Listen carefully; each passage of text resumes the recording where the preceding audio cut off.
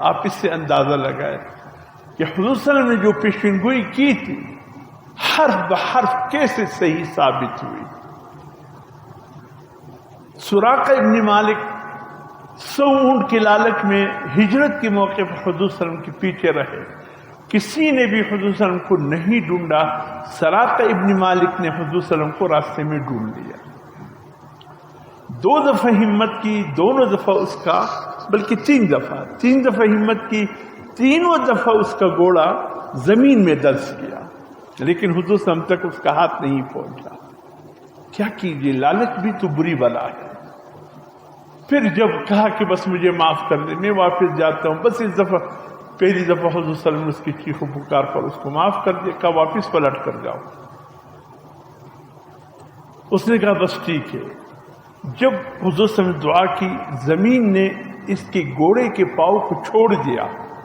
اب واپس پلٹا، لیکن فوراً وہ 100 سرخ اونٹ یاد آ گئے جو ابو جہل نے اعلان کیا تھا، جو حضور صلی اللہ علیہ وسلم کو زندہ یا مردہ استغفر اللہ پکڑ کر لائے، میں اس کو 100 سرخ اونٹ انعام میں دوں گا. یہ بڑے قیمتی اونٹ تھے. اب اس کی لالچ. پھر کہا کہ اب تو حضور صلی اللہ علیہ وسلم، اب تو میں محفوظ ہو گیا، حضور صلی اللہ علیہ وسلم کا پیٹھ ہے، اب میں اس کے پیچھے ہوں. پھر ارادہ کیا، پھر اللہ نے اس کے پاؤں زمین میں دنسا دیا. پھر چیخ و پکار. پھر حضور نے پلٹ کر دیکھا، مسکرائے، فرمایا کیا کروں سراقہ تمہارے ساتھ؟ تم نے نہیں کہا تھا کہ میں واپس پلٹ کر چلا جاؤں گا؟ دوبارہ کہا کہ اب کی بار چلا جاؤں گا. پھر حضور نے دعا فرمائی. اب پھر سرخ اونٹوں کی لالچ میں تیسری بار پھر حملہ کرنا چاہا. اب تیسری بار حضور صلی اللہ علیہ وسلم نے اس سے بہت وعیدیں لیے. اس نے کہا بس آخر جب اس کے گھوڑے کو زمین نے چھوڑ دیا، پلٹ کر حضور صلی اللہ علیہ وسلم کے پاس آیا، اے اللہ کے رسول، اگرچہ میں ایمان نہیں لایا، لیکن مجھے اندازہ ہے کہ ایک دن میں آپ کے ذات پر ایمان لے آؤں گا، اور مجھے یقین ہے، میں نے آنکھوں سے سب کچھ دیکھ لیا، ایک دن آپ مکے کی طرف لوٹ کر آئیں گے ایسے حالت میں کہ پورے مکے کی زمین آپ کے قدموں کے نیچے ہوگا. مجھے یقین چل گیا، یقین ہوا. لیکن آپ کوئی کاغذ لکھ دے کہ جب آپ مکے کی زمین پر قابض ہو کر آئیں گے مجھے آپ کچھ نہیں کہیں گے. حضور صلی اللہ علیہ وسلم نے فرمایا ٹھیک ہے بھائی، آپ کو کچھ نہیں کہا جائے گا، میں نے معاف کر دیا. کہا نہیں، لکھ کر دیجیے. حضور نے فرمایا لکھائی کی چیزیں کہا ہے؟ کہا میرے پاس ہے. چمڑا تھا اس وقت، قلم دوات اس کے پاس تھے. بس حضور صلی اللہ علیہ وسلم نے اس چمڑے پر لکھ دیا کہ سراقہ ابن مالک نے جو جرم کیا ہے مجھے پکڑنے کا، اگر اللہ نے مجھے مکہ میرے حوالے کر دیا اور مکہ میرے تسلط میں آیا تو سراقہ ابن مالک کو کچھ نہیں کہا جائے گا، اس کو میں نے معاف کر دیا، فقط محمد صلی اللہ علیہ وسلم. اور جب وہ جانے لگے حضور صلی اللہ علیہ وسلم فرماتے ہیں میری نگاہیں اے سراقہ تمہیں دیکھ رہی ہے کہ ایک دن تم اسلام کے مرد مجاہد بنو گے، اسلام کے لیے لڑی جانے والی معرکوں میں شریک رہو گے. آج تو تم کفار کی نمائندگی کر رہے ہو، کل تم مسلمانوں کی نمائندگی کر رہے ہوں گے. اے سراقہ میری نظر کچھ اور بھی دیکھ رہی ہے. کہا یا رسول کیا؟ فرمایا اس وقت حالت تیری کیا ہوگی جب کسرا ایران کا بادشاہ جو اس وقت سپر طاقت تھا لوگوں کی نگاہ میں، سپر طاقت تو اللہ کی ذات ہے لیکن ظاہری طور پر، حضور نے فرمایا اس وقت جب کسرا مسلمانوں کے قدموں میں ڈیر ہو چکا ہوگا اور کسرا کے تمام چیزیں مسلمانوں کی بما اس کے تاج کے مسلمانوں کے ہاتھوں میں آئے ہوں گے، اس وقت جو کسرا نے کنگن پہنے ہیں، اے سراقہ اس وقت تیری حالت کیا ہوگی جو ایران کے بادشاہ کسرا کے کنگن تمہارے ہاتھوں میں ہوں گے. سچے نبی کی یہ باتیں ہوتی ہیں، سچے نبی. اللہ کی شان. وقت گزرتا رہا، حضور صلی اللہ علیہ وسلم دنیا سے چلے گئے. صدیق اکبر کا دور آیا، تقریباً 2.5 سال اوپر نیچے آپ نے حکومت کی، خلافت کی، پھر آپ بھی دنیا سے چلے گئے. حضرت عمر فاروق کا دور آیا، اس میں تاریخی معرکے ہوئے، اور یہ زبردست معرکہ جو ایران کا ہوا یہ اتنا زبردست ہے کہ ایک تاریخی معرکہ ہے، کیا کیا اللہ رب العزت نے مناظر دکھائے. آخر کسرا ایران کا بادشاہ ایسا بھاگے کہ کچھ بھی اپنے ہاتھ میں لے کر نہیں گئے کہ جان بچاؤ. اس وقت مسلمان محل میں کسرا کے داخل ہوئے اور وہاں بے دریغ چیزیں مسلمانوں کے ہاتھوں میں لگے. خزانے کا ڈھیر تھا. سعد بن وقاص اس وقت کمانڈر ان چیف تھے مسلمانوں کے، تو وہ خزانوں کے ڈھیر کی طرف متوجہ ہوئے اور پھر فرمایا سراقہ کہاں ہے؟ اللہ اکبر. سراقہ ذرا قریب آ. سراقہ قریب آئے. فرمایا وہ ایرانی بادشاہ کے کنگن کہاں پڑے ہیں؟ وہ بھی آئے ہوں گے. ڈھونڈا گیا تو نہیں مل رہے تھے، نہیں مل رہے تھے. اس خزانوں میں کے جائے بائے ہو گئے. فرمایا واللہ. اس وقت سعد وقاص نے اس خزانے کی ڈیر کی طرف دیکھا. فرمایا واللہ، اللہ کے حبیب نے سچ کہا، وہ پورا ہو کر رہے گا. ڈھونڈ لو کنگن کہاں ہے. اس وقت یہ جتنا اوپر تھا ان سب کو دائیں طرف رکھنے لگے. بہت بڑا خزانہ تھا، ہیرے جواہرات سونا چاندی کیا کچھ نہیں تھا اس خزانے. اسی دوران ایک دیہات کا رہنے والا صحابی، اس وقت دیہاتی کو بدو کہا جاتا تھا، لیکن ہمارے تعلیم یافتہ لوگ اس کو بدو بولتے ہیں. استغفر اللہ. دیکھیے بدو اور بدو میں فرق ہے. ہم اس بدو کو اردو والے بدو میں تبدیل نہیں کر سکتے. اردو کے اپنے الفاظ ہیں اور عربی کے اپنے الفاظ ہیں. یہ جو ہم حج کے لیے گئے تو اس وقت میرے ساتھی تھے صاحب کہ قاری صاحب یہ اتنا مکے کا اتنا عجیب گورنر ہے، اس کا نام بڑا عجیب رکھا گیا. میں نے کہا کیا نام ہے؟ کہا اس کا نام بندر ابن عبدالعزیز ہے. یہ لوگوں نے کیا نام رکھا ہے؟ بندر اس کا نام رکھا ہے. میں نے کہا استغفر اللہ. پہلی بات تو یہ کہ تلفظ تم غلط پڑھ رہے ہو. یہ بندر ہے، بندر نہیں ہے، زیر ہے. بندر ابن عبدالعزیز. اور دوسرا یہ ہے کہ تم اس لفظ کو اردو میں کنورٹ کر رہے ہو. تم کہتے ہو کہ وہ اردو میں جو ہم بندر کہتے شاید یہ اس سب نہیں. عربی میں بندر کہتے خوبصورت کو. تو عربی میں اس کے معنی ہے کہ خوبصورت جوان جو عبدالعزیز کا لڑکا ہے. تو آپ خدا کے لیے بندری اس کو نہ بناؤ، عربی کو عربی جملہ رہنے دو. یہ بندر ابن عبدالعزیز ہیں، اس کی معنی خوبصورت انسان پہ ہے.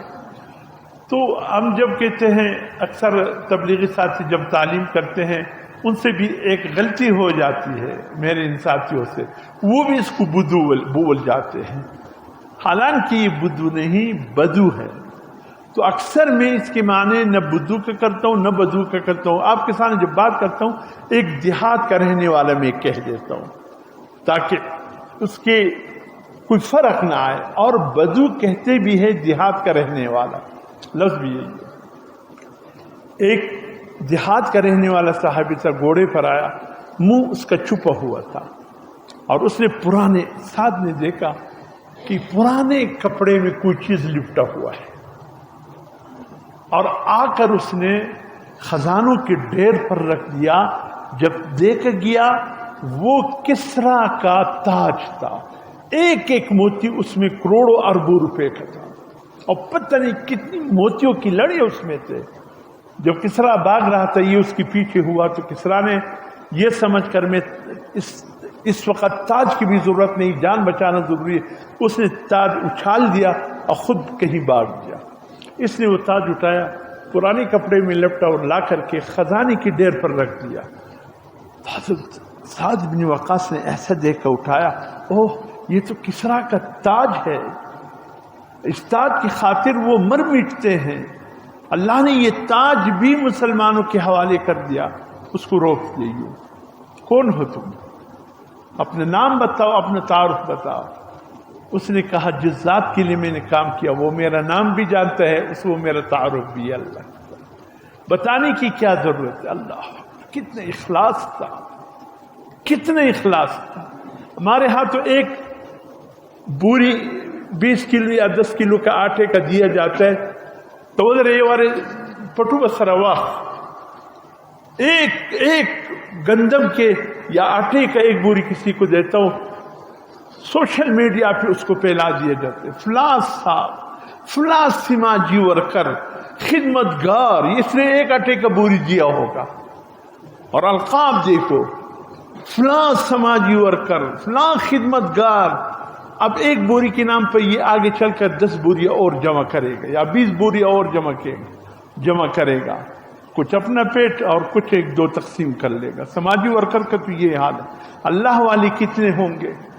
ہاں یہ مدارس والے جو سماجی ورکر، یہ اللہ کے لیے کام کر رہے، اس کی خدمات ہم نے دیکھے، واقعی اللہ کے لیے کر رہے، لیکن تصویر نکالنا اور سوشل میڈیا پہ نشر کرنا اپنی اس نیکی کو برباد کرنے کی مترادف ہے۔ ایک تیلا آٹا 5-6 آدمی کریں، سب دے رہے، خدا سمجھ میں کیا آتے کہ پتہ نہیں ان میں سے کون دے رہا ہے۔ ایک غریبوں کی تذلیل ہو رہی ہے، ایک تو اللہ کی طرف سے ان پہ آزمائش ہے، اوپر سے یہ ریاکاری، اور وہ جس کو دیا جا رہا ہے اس کو ذلیل کرنا ہے، خدا کے لیے اللہ کے لیے دینا ہے، تو تصویر کی کیا معنی، سوشل میڈیا پہ اس کی تشہیر کے کیا معنی؟ تو لگتا ہے تم اللہ کے نام پہ نہیں دے رہے ہو بلکہ اپنی ذات کو لوگوں کے سامنے لانے کے لیے دے رہے ہو، اللہ کے لیے کہاں ہے، ورنہ تشہیر نہ کرتے۔ اور دوسری طرف یہ حال ہے، اللہ صاحب اکرام کو عروج کیوں نہ دیتا؟ اللہ ان کو اتنی بڑی سلطنت کے مقابلے میں کامیابی کیوں عطا نہ کرتے کہ اتنا کروڑوں اربوں روپے کا مال انہوں نے لا کر رکھ دیا۔ ایک صوبے کی جس وقت یہی خزانے کا ڈیر جس وقت مدینے پہنچا، رات گئے پہنچا، ان سب کو مسجد نبوی کے صحن میں انڈیل دیا گیا۔ حضرت عمر فاروق نماز کے لیے جب آئے، امیر المؤمنین سیدنا عمر بن الخطاب فجر کی نماز پڑھانے کے لیے یوں بھی نہیں دیکھا کہ یہ مٹی کا ڈیر ہے یا خزانے کا ڈیر ہے۔ اللہ چلے گئے، نماز پڑھا لیا، کہا کہ حضرت رات گئے، بہت بڑا خزانے کا ڈیر آیا ہے ایران کی طرف سے، آئے قریب دیکھا تو واقعی بہت بڑا، بس اس میں کم از کم جو چیز تھا وہ سونے کا تھا، باقی ہیرے تھے، جواہرات تھے، ہر چیز۔ ایران کی بادشاہ کے جو خزانے تھے معمولی تو نہیں، کڑے ہو گئے خزانے کے سامنے۔ کسی نے کہا حضرت یہ سرحد سے اس خزانے کے ساتھ حضرت سعد ابن ابی وقاص کا خط بھی آیا ہے۔ خط کھول کے دیکھا، سعد ابن وقاص نے لکھا تھا، یہ خط ہے سعد ابن ابی وقاص کی طرف سے امیر المؤمنین سیدنا عمر بن خطاب کے نام، السلام علیکم ورحمۃ اللہ۔ امیر المؤمنین یقیناً اس وقت آپ خزانے کی ڈھیر پر کھڑے ہوں گے، اور آپ کو اندازہ ہوگا کہ اتنا خزانہ کبھی بھی تاریخ میں مسلمانوں کے ہاتھوں نہیں لگا جو اس وقت ایران کے فتح میں مسلمانوں کو ہاتھوں لگا۔ امیر المؤمنین یہ بات قابل تعجب نہیں ہے کہ مسلمانوں کے ہاتھ ایک بہت بڑا خزانہ لگا ہے، یہ قابل تعجب بات نہیں ہے، بلکہ قابل تعجب بات یہ ہے امیر المؤمنین کہ اس فتح میں جن جن سپاہیوں کی نے شرکت کی، جن کے نام ہمیں معلوم ہے، جن کے معلوم نہیں ہے، ایک سوئی کی برابر بھی ان کو کوئی چیز ہاتھ لگا وہ بھی لا کر خزانے کی ڈیر پر رکھ دیا، ایک سوئی کی برابر بھی کسی چیز کی خیانت نہیں کی۔ امیر المؤمنین تعجب اس بات پہ ہے کہ اللہ پاک نے آپ کو کیسے ساتھی دیا ہے جن میں ایک معمولی یہ بات بھی اس کی ذہنوں میں نہیں آئی کہ میں کوئی چیز چھپا لوں، بلکہ جو ملا را کر اس خزانے کی ڈیر پر لگ دیا۔ آپ کے آنکھوں میں آنسو آ گئے، آپ کے پشت پر حضرت علی کھڑے ہیں، وہ بھی ساتھ ساتھ اس خط کو پڑھ رہے ہیں۔ حضرت علی رضی اللہ عنہ فرمایا، اے بھائی عمر، اللہ اکبر، کتنا پیار تھا ان میں، ہم نے دونوں کو ایک دوسرے کا دشمن بنایا۔ ایسی تاریخ پر اللہ کی لعنت ہو جس مورخ نے حضرت علی حضرت عمر فاروق کو دشمن بنا کر لوگوں کے سامنے پیش کیا۔ یہ محبت کرنے والے تھے، یہ چاروں میں ایسی محبت تھی کہ مثالی محبت تھی، شاید سکے بھائیوں میں بھی اتنی محبت نہیں ہوگی جو محبت حضرت صدیق اکبر، حضرت عمر فاروق، حضرت عثمان بن عفان، حضرت علی المرتضیٰ کے بیچ میں جو محبت تھی، خدا کی قسم اس محبت کے آگے تمام محبتیں قربان ہو گئی۔ ایسی محبت تھی۔ حضرت علی رضی اللہ تعالیٰ عنہ نے بھی خط ساتھ ساتھ پڑھا، اور پھر حضرت امیر المؤمنین حضرت عمر ابن خطاب کو دیکھ کر کہ وہ رو رہے ہیں، فرمانے لگے یا اخی عمر، اے میرے بھائی عمر، آپ کو میں یہ بات بتاؤں کہ ایسا کیوں ہوا ہے کہ ایک ایک سپاہی نے سوئی کی برابر بھی کوئی چیز اس کا ہاتھ لگا وہ بھی لا کر اس خزانے کی ڈیر پہ رکھا، ایسا کیوں ہوا؟ انہوں نے خیانت کیوں نہیں کی؟ ایک ہیرا چھپا لیتے، اس کی نسل در نسل ان کے لیے کافی ہو جاتا، لیکن کچھ بھی نہیں چھپایا، سب لا کر رکھ دیا، ایسا کیوں ہوا؟ ہاں فرمایا علی بھائی بتا دیجئے ایسا کیوں ہوا؟ اللہ اکبر۔ حضرت علی کا وہ جملہ سنہری حروفوں سے لکھنے کا قابل ہے، لیکن آپ سے کہتا ہوں اس کو دل پہ نقش کیجئے، لکھ لیجئے۔ حضرت علی رضی اللہ تعالیٰ نے فرمایا اے عمر، آپ پوری امت کی امیر ہیں، آپ امیر المسلمین ہیں، آپ امیر المؤمنین ہیں، امام المسلمین ہیں، ایسا اس لیے ہوا کہ آپ خود امین ہیں، آپ امین ہیں، اللہ نے آپ کو ساتھ بھی امین دیا ہے۔ جب نچلا طبقے میں خیانت ہو سمجھ لیجئے کہ پانی اوپر سے گدلا آ رہا ہے۔ اگر پاکستان کی کسی صوبے شہر میں خیانت ہو سمجھ لیجئے یہ پانی اسلام آباد سے گدلا آ رہا ہے۔ وہی جو حکمران ہے وہ خائن ہے، اس لیے جو لوگ اس کو سرکاری عہدے میں ملے وہ بھی خائن ہے۔ جائیے کسی دفتر میں نا، آپ کر لیجئے خدا کے لیے کوئی کام، الا ماشاء اللہ ہوگا، لیکن اکثریت کے کیا حال ہے؟ وہ فائل جب چلے جائے تو وہ بیچارہ جاتا رہتا ہے، بھئی فائل بھی میری دستخط نہیں، چپڑاسی کہتے ہیں، وہ تو افسر سے بھی سینئر ہوتے ہیں، وہ چپڑاسی جو ہوتے ہیں افسر جونیئر ہوتے ہیں، چپڑاسی سینئر ہوتے ہیں۔ چپڑاسی کہتے ہیں کہ آپ کا فائل آگے جا نہیں سکتا، کیوں نہیں جا سکتے؟ اس کو ٹائر نہیں لگے ہیں۔ ٹائر کے کیا معنی؟ یعنی آپ نے پیسے نہیں رکھے ہیں اس کے اوپر۔ تو اگر ایسی خیانت پیلی ہو سمجھے کہ یہ خیانت اوپر سے چلا آ رہا ہے۔ اگر ہمارے حکمران خائن نہ ہوتے، چور نہ ہوتے، خدا کی قسم نیچے عمل بھی خیانت اور چوری سے دور بھاگتا، لیکن اگر ہمارے نچلے طبقوں میں خیانت ہے، چوری ہے، سمجھ لیجیے پانی اوپر سے گدلا آ رہا۔ یا حضرت عمر فاروق رضی اللہ تعالیٰ عنہ کا کردار دیکھنا ہے، اس کی امانت ہونے کے ثبوت دیکھنا ہے۔ کس طرح کے خزانوں کی ڈیر پر سپاہیوں نے جو ایک ایک چیز لا کر رکھ دیا، ان کو دیکھو، ان میں خیانت ہے نہیں دی، تو بس سمجھ لیجیے کہ امیر خائن نہیں ہے۔ عجیب یہ واقعات ہے تاریخ کے، ہمارے رونگٹے کھڑے ہو جاتے، یا اللہ آخر وہ بھی ہمارے طرح انسان تھے، ہمارے طرح وہ دنیا میں آئے تھے، لیکن یا اللہ وہ کس مٹی سے بنے ہیں اور ہم کس مٹی سے بنے ہیں۔ یا اللہ ہم نے یہ مناظر ہم نے کتابوں میں پڑھا ہے، یا اللہ وہ وقت بھی لا کہ ہم اپنے آنکھوں سے ایسے منظر دیکھیں۔ یہ جب ہوگا جب ملک کا نظام قال اللہ اور قال الرسول کے تحت ہوگا، تب یہ مناظر دیکھنے کو ملیں گے۔ جتنا ہم قرآن سے بھاگیں گے، حضور کی طریقے سے بھاگیں گے، یہ مناظر ہمیں ایسی حالت میں نظر نہیں آئے گا۔ میرے محترم دوستو،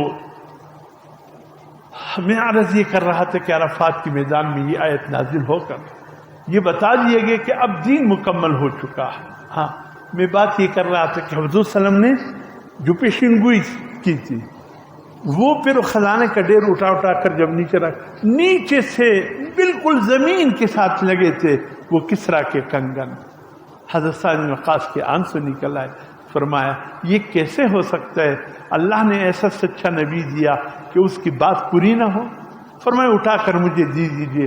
کنگن آپ کو دیا گیا، حضرت سعد بن وقاص کو دیا گیا۔ آپ نے فرمایا سراقہ ادھر آئیے، مرد کے لیے سونے کا استعمال حرام ہے، لیکن کچھ دیر کے لیے یہ کنگن ہاتھوں میں پہن لیجئے تاکہ اللہ کے حبیب کی پیشن گوئی سچی ثابت ہو جائے۔ کہ سراقہ اس وقت تیرا حال کیا ہوگا جس وقت کسرا کے کنگن تیرے ہاتھوں میں ہوں گے. اللہ کے حبیب نے سچی پیشن گوئی کی تھی تاکہ وہ پیشن گوئی پوری ہو جائے. کیسی پیشن گوئی تھی حضور صلی اللہ علیہ وسلم کے جا جا کر حضرت صدیق اکبر کی دور میں پوری ہوئی, حضرت عمر فاروق کی دور میں پوری ہوئی, حضرت عثمان بن عفان کی دور میں پوری ہوئی, حضرت علی المرتضیٰ, یعنی حضور صلی اللہ علیہ وسلم نے جو پیشن گوئی کی تھی سب کے سب پوری ہو. اور ایک دن یہ بدبخت غلام قادیانی بیٹھا تھا ایسا سوچنے, عصر کا وقت تھا, اپنے ماننے والوں سے اٹھو اٹھو اٹھو, جی کیا ہوا؟ کہ فلاں جگہ ایک کنویں میں گائے گرا ہے, اس کو اٹھانا ہے, ابھی تک وہ زندہ ہے. اس نے بھی پیشن گوئی کی تھی. جب آیا اپنی کچھ لاؤ لشکر کے ساتھ وہاں جب پہنچا تو دیکھا 2-3 آدمی گائے کو اس کنویں میں پھینک رہے تھے, لیکن گائے بڑی طاقتور تھی, وہ جو پھینک رہے تھے وہ کمزور تھے. اب اس نے پیشن گوئی ان کو کہا جا کر کہ تم گائے کنویں میں پھینک دینا, 5 منٹ کے بعد ہم آ جائیں گے, لوگوں سے کہیں گے یہ گائے کنویں میں ہوگا, لوگوں سے کہوں گے دیکھیں میں نے آپ کو کہا نہیں تھا کہ کنویں میں گائے گر گئی ہے, اس کو نکالنا ہے. وہ اللہ نے ذلیل کر کے رکھ دیا, وہ گائے ان سے گری نہیں گئی. اس نے وہ زندہ نکالنا تھا, جب وہ گری نہیں کیا نکالنا تھا. اب قوم والوں بھی حیران.